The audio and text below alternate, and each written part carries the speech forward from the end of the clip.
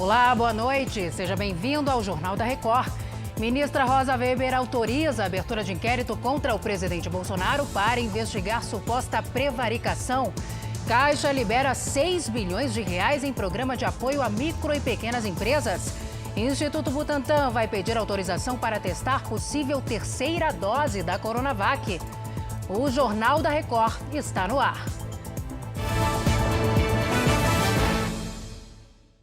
Oferecimento Open Finance Bradesco, o poder de experimentar o futuro.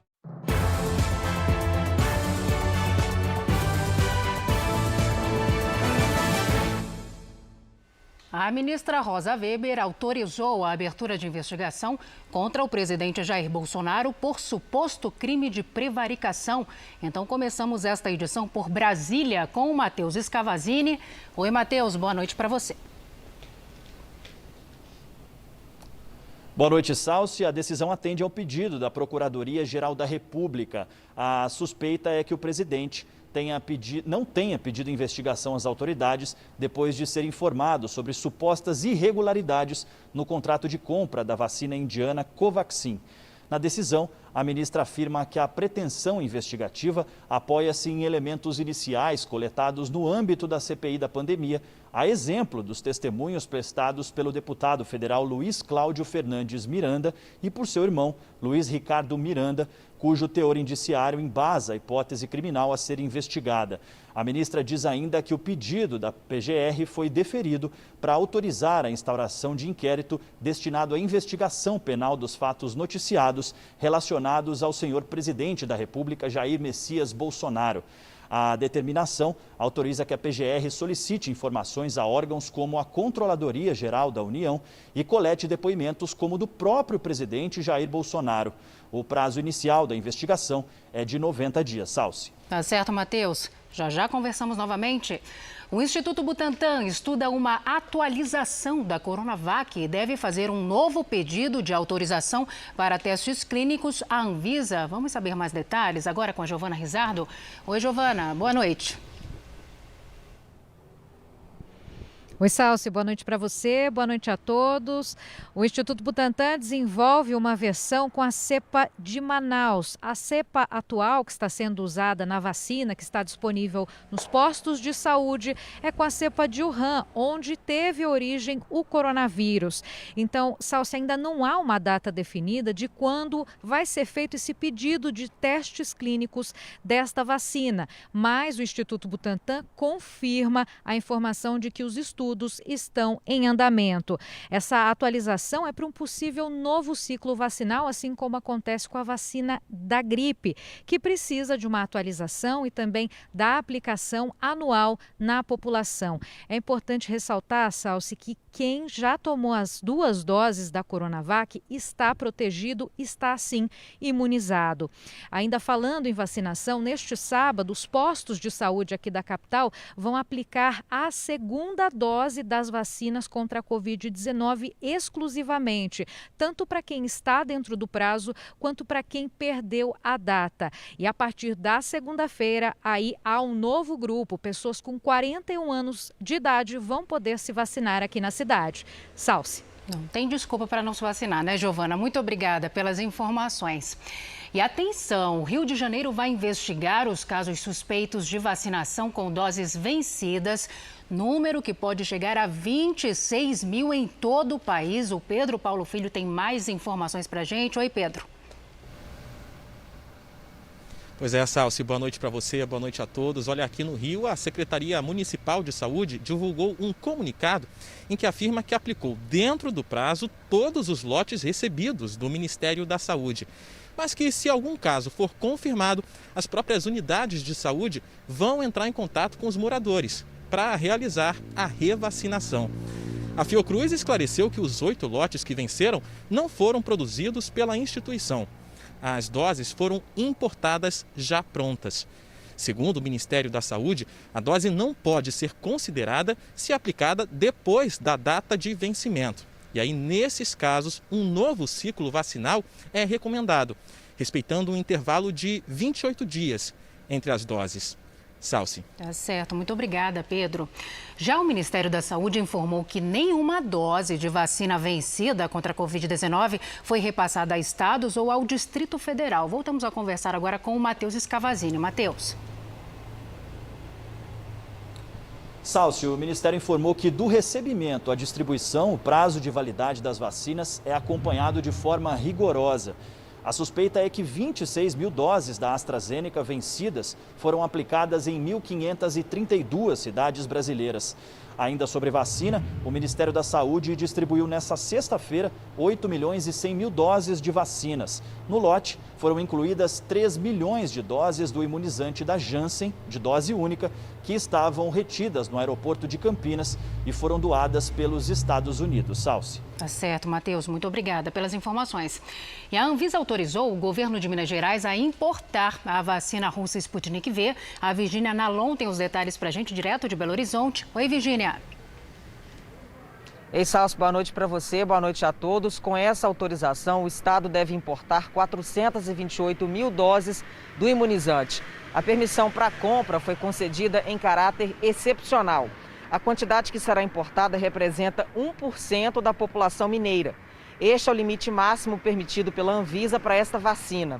A agência afirmou anteriormente que a Sputnik V não tem avaliação quanto à qualidade, eficácia e segurança. Minas será o 7º estado a pedir importação do imunizante russo. Salsi. Que bom, mais vacina chegando, para o Brasil. Obrigada, Virgínia. Do Rio Grande do Sul chega mais uma denúncia de falsa aplicação da vacina contra a Covid-19. A Liliane Pereira tem os detalhes para a gente. Oi, Liliane. Boa noite, Salsi. O incidente aconteceu em um drive-thru na cidade de Novo Hamburgo, a 40 quilômetros da capital Porto Alegre. O motorista do veículo gravou o momento da aplicação e, ao rever o vídeo, percebeu que a profissional de saúde não aplicou a dose. Ele voltou ao posto, mostrou a gravação e foi devidamente vacinado.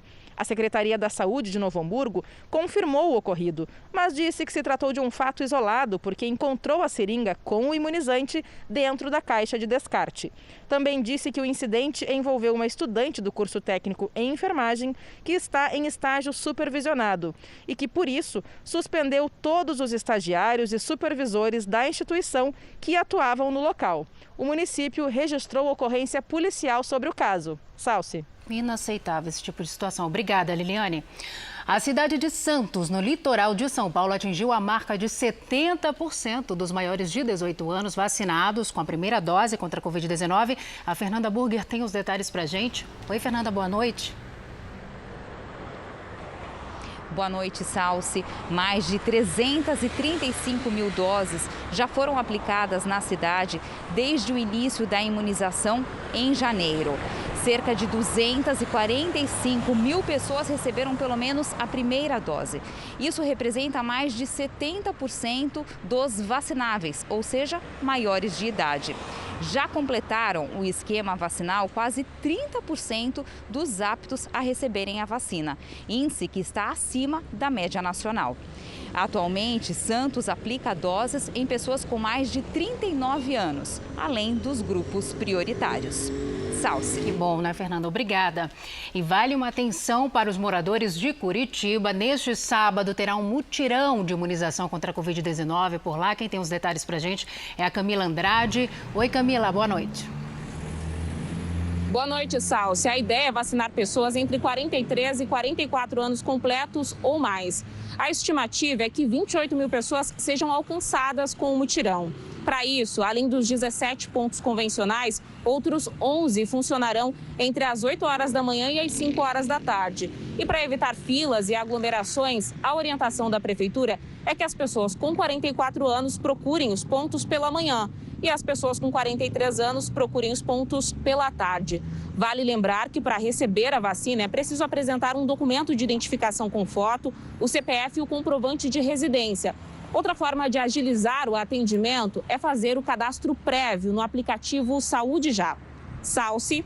Importante que já adianta, Camila? Obrigada pelas informações. Agora vamos para Goiânia, que estendeu a vacinação contra a Covid-19. O Douglas Fernandes conta para a gente quem agora pode ser imunizado. Oi, Douglas.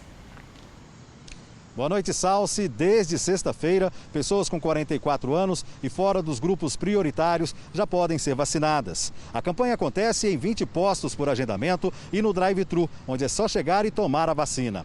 Além dessa faixa etária, Goiânia vacina de maneira prioritária os profissionais da saúde, trabalhadores da educação, pessoas com comorbidades, gestantes, puérperas, lactantes, os trabalhadores da imprensa e da Companhia de Urbanização da cidade. É bom ressaltar, Salsi, que Goiânia aplica a segunda dose para pessoas que estão em atraso com a imunização. Salsi. Tá certo, meu querido. Muito obrigada pelas informações. E Maceió retomou a imunização contra a Covid-19 após a falta de doses. O Neto Mota está aqui com a gente, vai contar para a gente como é que foi essa retomada. Neto, boa noite. Oi, Salsi, boa noite. Por aqui, a vacinação que estava parcialmente suspensa foi normalizada por volta do meio-dia. Com isso, foi retomada a imunização para quem tem 40 anos sem comorbidades. A vacinação acontece em 8 pontos espalhados pela cidade, 2 deles funcionam em sistema drive-thru. A cidade contou no último final de semana com uma maratona de 60 horas ininterruptas de vacinação. Mas a capital teve que suspender a aplicação da primeira dose na última segunda-feira. A retomada só aconteceu depois da chegada de uma nova remessa de vacinas enviadas pelo Ministério da Saúde. Além dos pontos de vacinação, um ônibus segue pelos bairros para aplicar a vacina. Até agora, mais de 500 mil doses já foram aplicadas por aqui. Salsi. Obrigada, Neto. Vacinação caminhando pelo país. A Prefeitura de Belém pretende vacinar os moradores de rua neste final de semana. O Felipe Nobre tem as informações para a gente direto do estado do Pará. Boa noite, Felipe. Boa noite, Salsi. A imunização desse público vai ser feita em 7 locais da capital, que contará com 2 pontos móveis rodando a cidade. Os agentes de saúde esperam vacinar mais de 1.500 pessoas que já foram cadastradas. Além da vacinação, também será realizada a entrega de marmitas e café da manhã para as pessoas em situação de rua.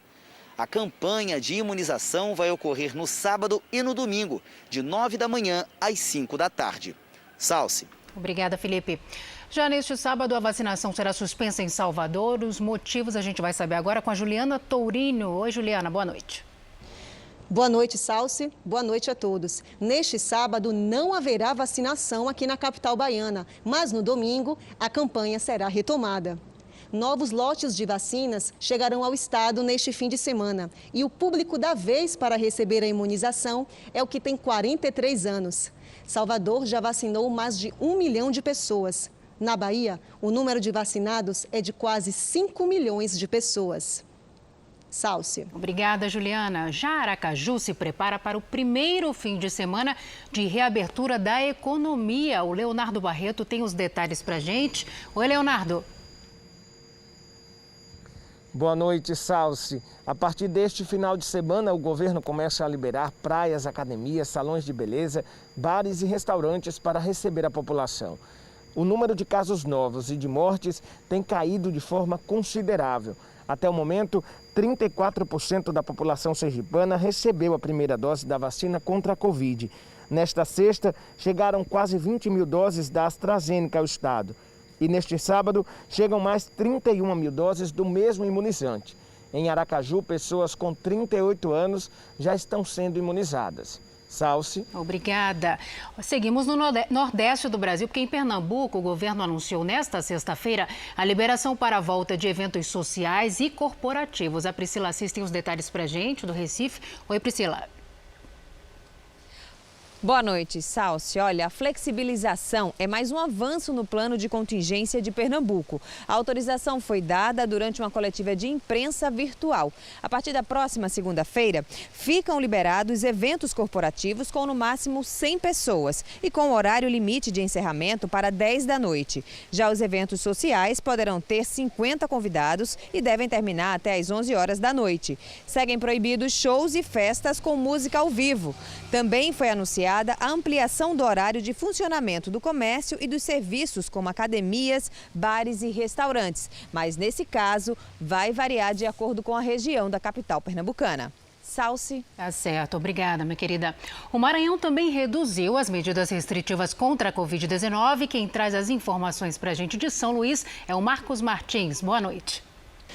Oi, Salsi, boa noite para você, boa noite a todos. O anúncio foi feito durante uma coletiva de imprensa nesta sexta-feira. A partir de agora, os eventos no Maranhão vão poder contar com até 150 pessoas. Antes, o máximo era 100. Além disso, o horário limite para a realização de eventos foi prorrogado para meia-noite.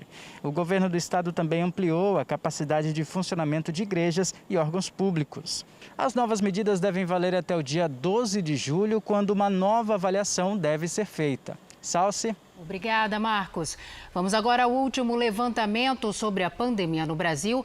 Segundo o Ministério da Saúde, o país tem 18.687.000 casos de coronavírus. São mais de 521.000 mortos. Foram 1.857 registros de mortes em 24 horas. Também neste mesmo período, mais de 58.000 pessoas conseguiram se recuperar da doença. Então, no total, já são 16.989.000 pacientes recuperados da Covid-19 e mais de 1.176.000 pessoas seguem em acompanhamento médico.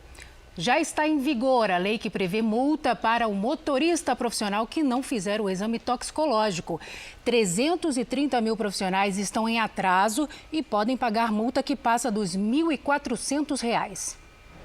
O Gilson, que é motorista de caminhão há mais de 20 anos, já fez o exame toxicológico. No meu caso, não estava vencida ainda a habilitação, o prazo de 2 anos e pouco. Aí eu fiz semana passada. Pela nova lei, o exame é obrigatório para condutores profissionais, categoria C, D e E, e exige que a cada 2 anos e meio, motoristas de caminhão, ônibus e vans estejam em dia com o teste que detecta o uso regular de drogas como cocaína, maconha e anfetaminas. Positivou, ele é afastado 3 meses do trabalho e após 3 meses ele vai repetir esse exame. Se negativo, ele volta a atuar na sua atividade.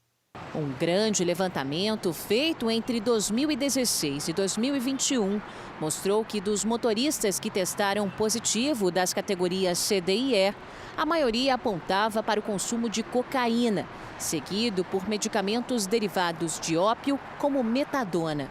Segundo cálculos ligados à medicina do trânsito, existem hoje entre 3 a 4 milhões de motoristas profissionais rodoviários no país. Cerca de 330.000 condutores com carteiras de habilitação vencidas em junho deste ano ainda não fizeram o exame. A multa superior a R$ 1.400 já foi aplicada aos motoristas que estão com o exame toxicológico vencido.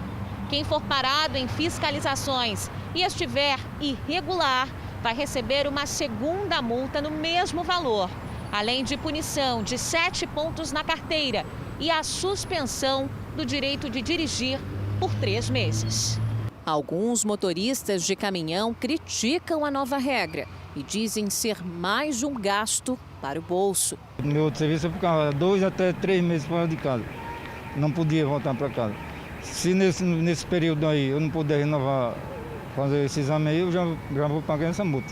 O diretor da Associação Brasileira de Toxicologia ressalta a importância da obrigatoriedade do exame.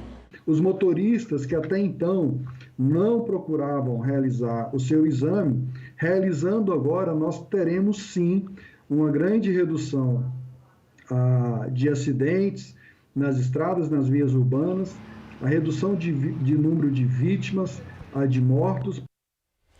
A ministra Carmen Lúcia, do Supremo Tribunal Federal, enviou um inquérito sobre o ex-ministro do Meio Ambiente, Ricardo Salles, para a primeira instância da Justiça Federal. O Clébio Cavagnoli está em Brasília, tem as informações para a gente. Oi, Clébio, boa noite. Boa noite, Salsi. Essa mudança ocorre porque Ricardo Salles deixou de ser ministro e, por isso, perdeu o foro privilegiado. Ele é acusado de obstrução de investigação ambiental, advocacia administrativa e organização criminosa no caso da maior apreensão de madeira da história, que aconteceu, a gente relembra, aqui em novembro do ano passado, na divisa do Pará com o Amazonas. Agora, o Tribunal Regional Federal da Primeira Região é que vai decidir qual dos 2 estados vai julgar o caso. O ex-ministro nega todas as acusações. Salsi. Tá certo, Clébio, obrigada. E os integrantes da CPI da pandemia no Senado devem se reunir neste sábado para para definir os próximos passos das investigações. E depois de mais de 24 horas, o policial militar Luiz Paulo Dominguete, que prestou depoimento na última quinta-feira, recebeu de volta o celular que tinha sido apreendido. Desde quinta-feira, a Polícia Legislativa copiou todos os dados do telefone para fazer a perícia no aparelho. Na CPI, Dominguete apresentou um áudio editado do deputado Luiz Miranda, como se o parlamentar estivesse intermediando a compra de vacinas. Mas Miranda afirma que o arquivo é do ano passado e se refere à compra de luvas plásticas. Os policiais já descobriram que o áudio foi enviado a Dominguete por Cristiano Carvalho, representante da empresa Davat, que estaria tentando vender vacinas da AstraZeneca ao Ministério da Saúde.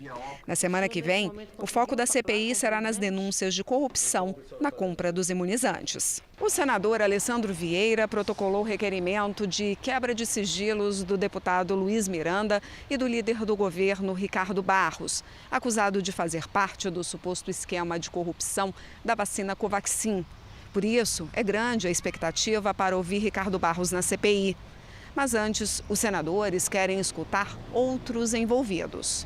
A previsão é de que na terça-feira a CPI ouça Regina Célia Silva Oliveira, servidora do Ministério da Saúde, responsável por fiscalizar o contrato com a Precisa Medicamentos. Na quarta, Roberto Ferreira Dias, ex-diretor de logística do Ministério, acusado de pedir propina na compra da AstraZeneca. Por causa da demora na compra de vacinas e também pelo incentivo ao tratamento precoce, o Ministério Público Federal enviou à Justiça Federal uma ação por improbidade administrativa contra o ex-ministro da Saúde, Eduardo Pazuello. O general vai responder por danos causados ao patrimônio público e por violação aos princípios da administração. Segundo os procuradores, Pazuello causou um rombo de 122 milhões de reais ao erário ao não distribuir os testes para Covid, que depois perderam a validade. Eles também afirmaram que o então ministro dificultou o acesso a informações sobre a pandemia. O Ministério Público quer que esse valor seja devolvido e que seja paga uma multa de até 2 vezes o valor do dano. Na ação, os procuradores pedem ainda que Pazuello perca a função pública dele, que os direitos políticos sejam suspensos por até 8 anos e que ele seja proibido de fechar contratos com o governo. A Advocacia Geral da União, que defende o ex-ministro Pazuello, informou que ainda não foi notificada. E agora à noite, o líder do governo na Câmara, Ricardo Barros, entrou com um pedido no STF para que o depoimento dele na CPI seja mantido na próxima quinta-feira. O Supremo não tem prazo para se manifestar. O ministro Luiz Roberto Barroso, do STF, determinou a devolução do passaporte do empresário Carlos Wizard. Voltamos a Brasília com Clébio Cavagnoli. Oi, Clébio. Salsi, o documento estava retido a pedido da CPI da pandemia, depois que Carlos Wizard faltou ao primeiro depoimento na comissão. Ele é apontado como integrante do suposto gabinete paralelo de aconselhamento do presidente Jair Bolsonaro na pandemia e já foi inserido, inclusive, na lista de investigados da CPI no Senado. O empresário prestou depoimento na última quarta-feira, quando chegou dos Estados Unidos, e somente negou a existência do gabinete paralelo, mas não respondeu a outros questionamentos. Após esse interrogatório, portanto, o ministro Barroso autorizou a liberação do passaporte. Salsi. Obrigada, Clébio, pelas informações. A Caixa Econômica Federal liberou crédito a micro e pequenas empresas por meio do Pronamp para amenizar os impactos econômicos causados pela pandemia. O Matheus Escavazini está de volta. Salsi, no total serão 6 bilhões e 300 milhões de reais oferecidos pela Caixa Econômica por meio do Pronamp, programa de apoio a micro e pequenas empresas. A Caixa teve ampliação do orçamento para a linha de crédito autorizada pelo Fundo Garantidor de Crédito, um fundo que cobre possíveis inadimplências do Pronamp e reduz riscos de operação de bancos para ampliar empréstimos. Desde o ano passado, a Caixa já emprestou mais de 15 bilhões de reais pelo programa. Criado para socorrer as empresas durante a pandemia, o programa se tornou permanente. Salsi. Fundamental neste momento. Obrigada, Matheus. Nas grandes cidades é difícil e arriscado fazer a manutenção das câmaras subterrâneas de energia elétrica. E em São Paulo, agora vai ser possível completar esse serviço com o uso de drones. Quando as luzes se acendem, é porque o novo funcionário está pronto para trabalhar. Um drone é a nova contratação da Companhia de Distribuição de Energia Elétrica de São Paulo. Por enquanto está em fase de testes, mas a partir de setembro, o equipamento vai fazer parte da equipe oficial de manutenção da empresa. Veja a diferença. Em vez de um profissional descer até a câmara subterrânea para fazer avaliações de rede, será um drone o responsável pela varredura. Nós estamos num local que reproduz uma câmara subterrânea, usado por técnicos para treinamento. O drone entra nesse espaço, faz uma varredura e, a partir da gravação de imagens, é possível identificar falhas, como o furto de um cabo, por exemplo, ou o baixo nível de óleo do transformador. Tudo o que está relacionado à manutenção da rede elétrica. A operação em câmara subterrânea é uma atividade insalubre. Lá embaixo pode haver formação de gases, pode ter inundação, um alto nível de água. Então, se a gente evita que os nossos profissionais entrem nesse ambiente insalubre, é melhor para eles e melhor para todo mundo. O drone é todo adaptado para esse tipo de trabalho. Fica dentro de uma gaiola que protege contra choques em paredes. Ele também conta com um sistema de iluminação próprio, tem até 10.000 lumens, e uma câmera termográfica, que permite que ele acesse os locais sem a necessidade de nenhuma iluminação externa. São Paulo tem 10.700 câmaras subterrâneas como essa aqui, e todas precisam passar por inspeção constantemente. O drone vai garantir agilidade para esse trabalho ao economizar 30% do tempo que é gasto hoje. Quem vê de perto essas mudanças já imagina esse novo funcionário voando alto nos próximos 5 anos. Ele vai conseguir, de forma autônoma, fazer a sua decolagem, descer na câmara, reconhecer os pontos que ele precisa fazer essa inspeção. Ele toma as imagens, toma as termografias e volta sem a necessidade de um operador. Interessante, né? Seguimos o JR 24 horas com o mercado financeiro. O dólar fechou a sexta-feira em alta de 0,14%, cotado a R$ 5,05. Já o índice da Bolsa de Valores de São Paulo registrou alta de 1,56%, fechando acima dos 127 mil pontos. Os Estados Unidos registraram números animadores na criação de empregos. Vamos saber os detalhes agora com a correspondente Evelyn Bastos. Foram 850 mil vagas criadas no mês de junho, 25% a mais do que o esperado. Precisando aumentar a produção por conta da alta demanda gerada pela reabertura do país, as empresas aumentaram os salários como forma de incentivar norte-americanos desempregados e que ainda relutam em voltar ao trabalho.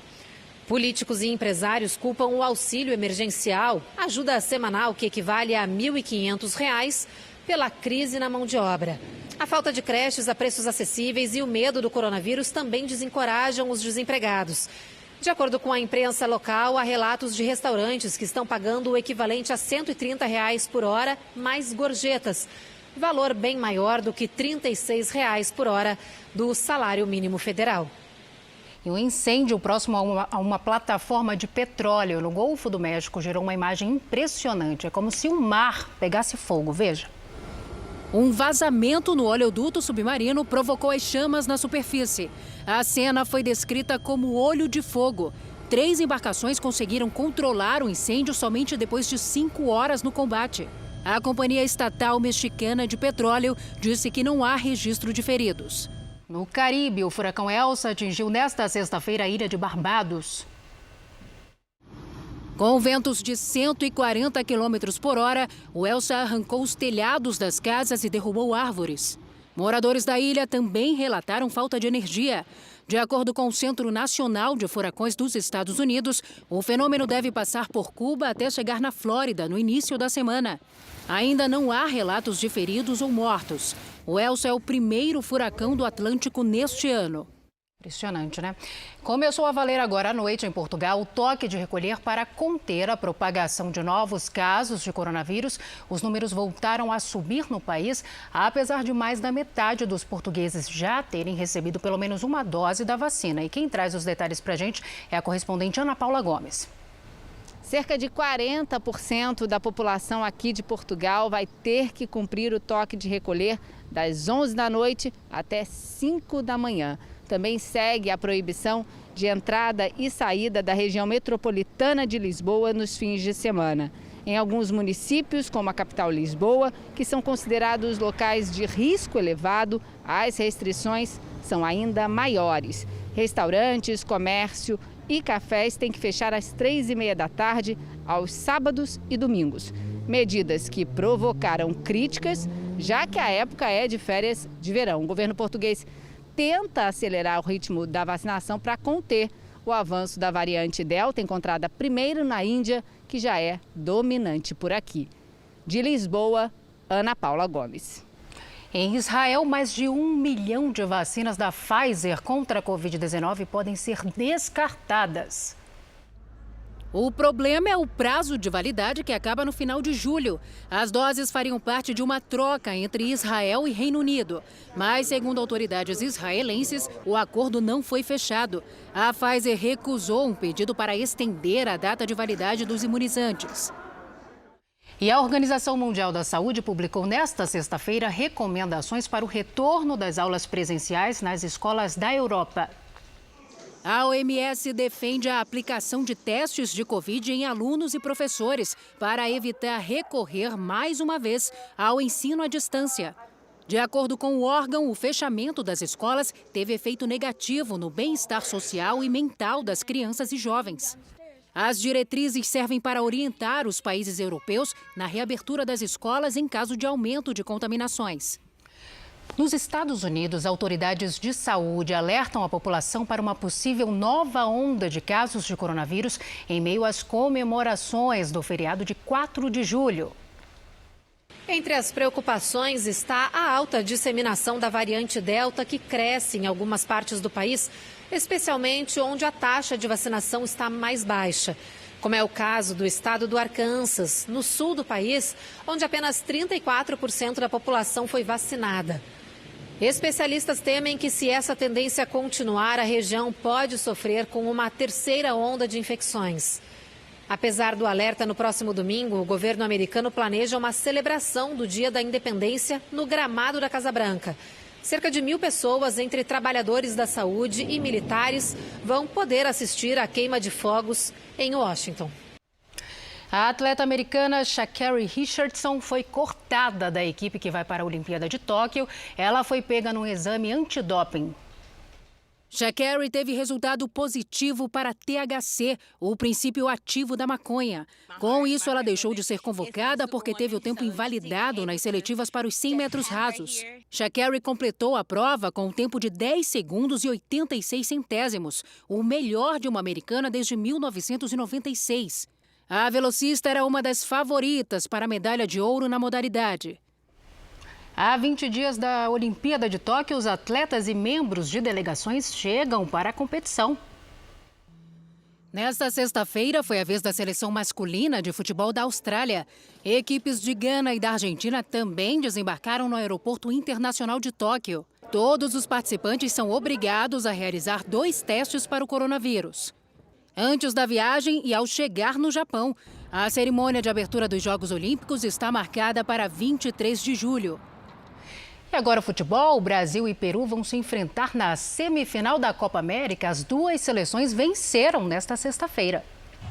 O Brasil enfrentou o Chile no estádio Newton Santos. No começo do segundo tempo, boa troca de passes entre Neymar e Lucas Paquetá, que marcou um belo gol. Logo depois, Gabriel Jesus acertou um chute no rosto do lateral esquerdo Mena e foi expulso. Mesmo com um a menos, a seleção garantiu a classificação. Mais cedo, em Goiânia, o Paraguai saiu na frente da seleção peruana. Após escanteio e boa defesa do goleiro Galesse, Gustavo Gomes pegou a sobra e marcou 1-0. Carrilho fez a jogada pela direita e Lapadula empatou. Ainda no primeiro tempo, o volante Tapia mandou para a área e Lapadula virou para os peruanos.